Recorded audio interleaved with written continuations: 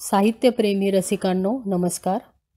Renuka arts निर्मित स्पर्श दृकश्राव्य दिवाळी अंक 2024साठी मी सुमती टापसे माझी विरह लघुकथा सादर करत आहे. कथेचं शीर्षक आहे अकल्पित.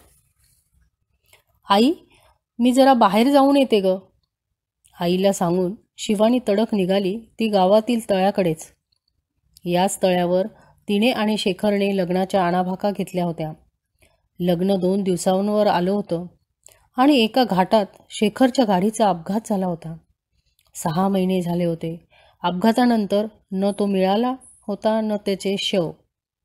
शिवानीला शेखरची प्रतीक्षा असली तरी घरी समीरशी विवाहासाठी पाठपुरावा होत होता. नुकताच समीरचा होकार आला होता. शेखर सोडून दुसऱ्या कोणाशी विवाह? छे, कल्पनाही करवत नाही. पण किती दिवस टाळणार लग्न? लहान बहीण आहे लग्नाची. काय करावं? शेखर की समीर, प्रेम की कर्तव्य, या विचारातच तिने एक छोटा दगड तळ्यातील पाण्यात भिरकवला. अगदी त्याच वेळी पाण्यात उठलेल्या तरंगामुळे त्यात पडलेले एक प्रतिबिंब हलले. कोण? तिने मागे पाहिले तर समीर उभा होता. क्षणभर शिवानी गोंधळली. चेहऱ्यावर उसने हसू आणून, तुम्ही इथे कसे? शिवानी, मलाही ही जागा, हे तळे खूप आवडते. आजकाल मी इथे येत असतो. दोघे बोलत रस्त्याच्या दिशेने यायला लागतात. समीर म्हणतो, आपण बसूया का इथे बाकावर थोडा वेळ? शिवानीला इच्छा नसते तरी हो म्हणते व इकडे तिकडे बघत शांत बसते. समीर शिवानीच्या चेहऱ्यावरील अस्वस्थता न्याहाळत असतो. तो म्हणतो, तुला काही सांगायचं आहे? तुला ऐकायचं नसेल तर निघू. नाही नाही, असं काही नाही आहे, बोला ना तुम्ही. हे बघ शिवानी, लग्न हा आयुष्याचा प्रश्न असतो दोघांच्याही. आणि मी खूप स्पष्ट आहे ह्या बाबतीत.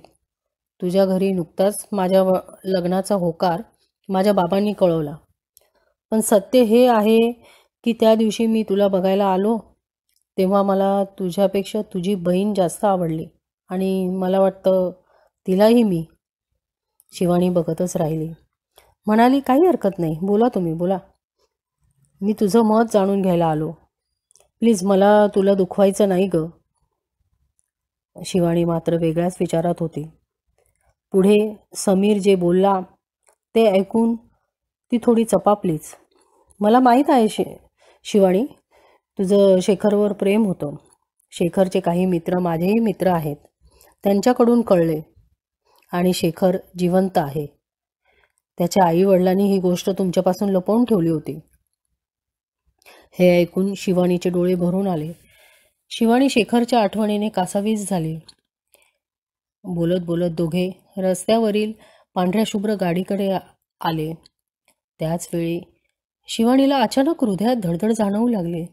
काहीतरी जवळपास हुरहुर लावणारे कुणीतरी आहे असे भासले.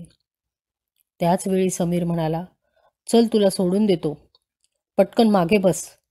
वारा सुटला आहे आणि ढग पण गडगडत आहेत. पाऊस येईलच इतक्यात. शिवानी लगेचच मागचे दार उघडून आत शिरली. तर आत शेखर बसलेला. त्यावेळी आश्चर्य, आनंद, विरह मिश्रित भावना दाटून आल्या.